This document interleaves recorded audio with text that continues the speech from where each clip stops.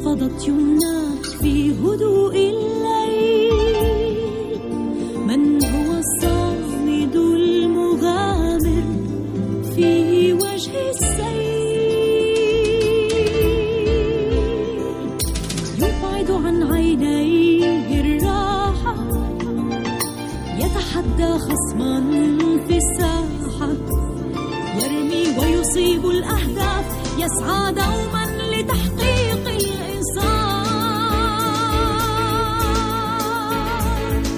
وخيال أبيه في الأحلام